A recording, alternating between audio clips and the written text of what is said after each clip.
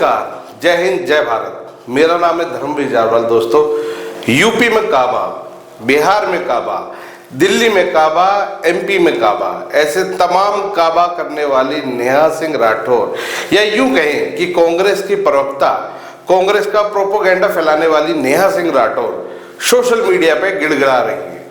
जानते हैं क्यों? क्योंकि अब उनके नाम पर एफआईआर हो चुकी है। मेरे ऊपर लखनऊ में एफआईआर हो चुकी है।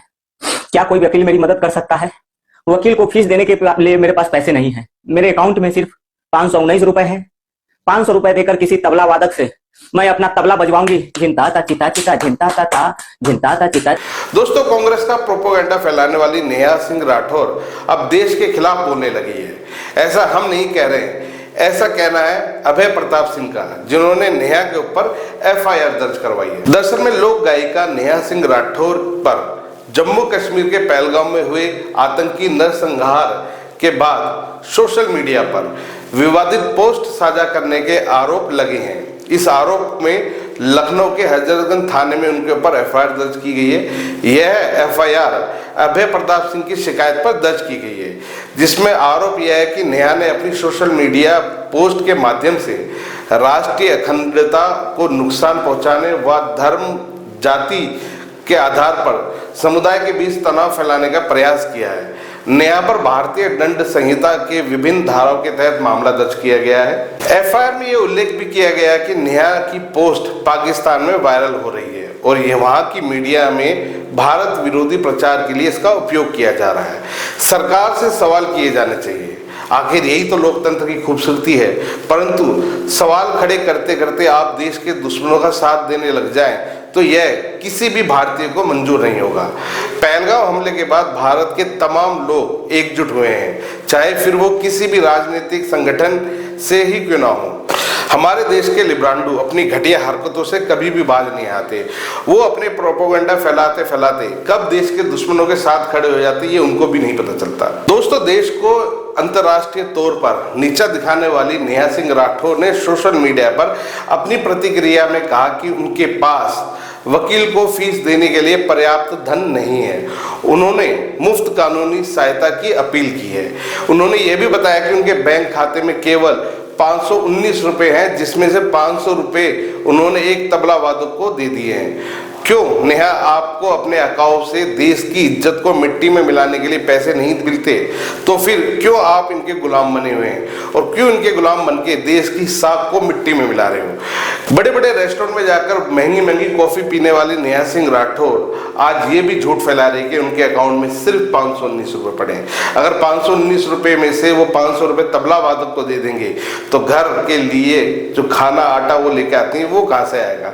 तो ये झूठा प्रोपोगेंडा फैलाने नेहा सिंह राठौर बंद करें। और तमाम लोग जानते हैं कि इनके आका इनको ये झूठा प्रोपोगेंडा फैलाने के एवज में बहुत अच्छा खासा पैसा देते हैं। दोस्तों, अब देश के लिब्रांडू और नेहा दोनों ही कहेंगे कि क्या सरकार से सवाल करना गलत है? नहीं भाई, बिल्कुल गलत नहीं है। परंतु देश को, देश की सेना को बेइज्जत करने का अधिकार भी किसी को नहीं है। नेहा ने अपनी वीडियो में कहा था कि पहलगाम में हमला सरकार की नाकामी है। तो नेहा जी, ये बताइए कि कांग्रेस राज में 2001 में भारतीय संसद पर हमला हुआ था, वो किसकी नाकामी थी? 2006 में मुंबई लोकल ट्रेन में बम धमाके हुए, वो किसकी नाकामी थी? 2008 में अहमदाबाद सीरियल बम धमाके हुए, वो किसकी नाकामी थी? 2008 में ही मुंबई में आतंकी हमला हुआ था, वो किसकी नाकामी थी? 2011 में मुंबई बम धमाके हुए, वो भला किसकी नाकामी थी? सालों साल अयोध्या राम मंदिर का मामला लटका रहा, भला वो किसकी नाकामी थी? कांग्रेस अपने प्रधानमंत्री तक की आतंकियों से रक्षा नहीं कर पाई थी। वो आतंकी हमला जो हुआ था वो देश का सबसे बड़ा और सबसे पहला इंटेलिजेंस फेलियर था। उसके बारे में कभी नेहा सिंह राठौर बात नहीं करती। पहलगाम हमला सुरक्षा में चूक था, ये सरकार भी मान रही है, जिसको दुरुस्त किया जा सकता है। परंतु देश के गद्दारों की मानसिकता दुरुस्त नहीं की जा सकती। जैसा कि नेहा सिंह राठौर, कांग्रेस के राज में भ्रष्टाचार अपने चरम पर था। अच्छा, बीजेपी की घोटालों की नेहा खूब जमकर बात करती है, जिनके कोई सबूत इनके पास नहीं है और ना ही इनके आकाओं के पास है।